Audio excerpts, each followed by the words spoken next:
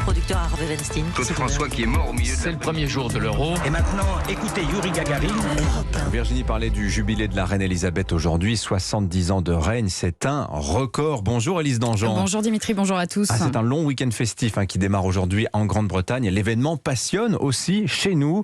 Et d'ailleurs, Elisabeth II a toujours eu une relation assez spéciale avec la France. Absolument, il suffit d'entendre son français impeccable pour comprendre que la reine a un attachement profond à la France qu'elle a exprimé au général de Gaulle en 1960. Monsieur le Président, je lève mon verre à la grandeur et au bonheur de la France. Puis au président Georges Pompidou en 1972. Monsieur le Président, je lève mon verre en votre honneur et je bois à la prospérité et au bonheur de la France, notre voisine, notre amie. Alors vous l'aurez compris, la reine aime lever son verre, mais pas que. Cette année-là, elle affiche clairement son admiration pour Paris. Paris n'est pas une ville comme les autres.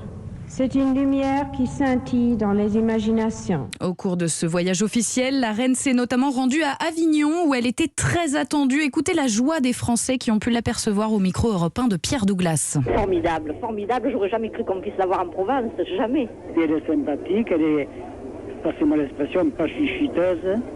Elle est bien comme tout. Je ne me dérangerai pour personne d'autre qu'elle. Alors Elisabeth II est une reine aimée dans son pays et au-delà, mais sa popularité a à plusieurs reprises été entachée. Oui, son règne n'a pas été un long fleuve tranquille. La reine a traversé le temps et les crises. Le divorce du prince Andrew et de Sarah Ferguson, une première dans la famille royale, suivie de la séparation de Charles et Diana en 1992, la même année que l'incendie du château de Windsor. Et puis 5 ans plus tard, un événement d'ampleur va bouleverser la couronne. Un flash spécial Emmanuel Faux. Avec à l'instant cette information qui nous est donnée par l'hôpital de la Pitié-Salpêtrière à Paris, suite de l'accident dont ont été victimes cette nuit Lady Diana et le prince Dodi Al-Fayed. La princesse de Galles est morte. L'information vient de nous être donnée.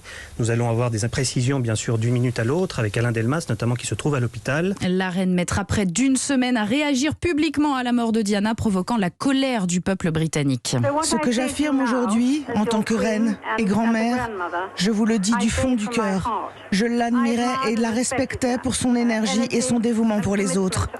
Voilà, une popularité de nouveau mise à mal par la rupture entre le prince Harry, Meghan Markle et la famille royale. Voilà, et puis les frasques sexuelles de prince Andrew, qui effectivement, longtemps après son divorce avec Sarah Ferguson. Merci beaucoup Élise Dangean. D'ailleurs, nous serons à Londres dans quelques minutes pour prendre la température à quelques heures des festivités, entourant ce jubilé de platine d'Elisabeth II avec notre correspondante Anaïs Cordoba. Bientôt 7h30, matinale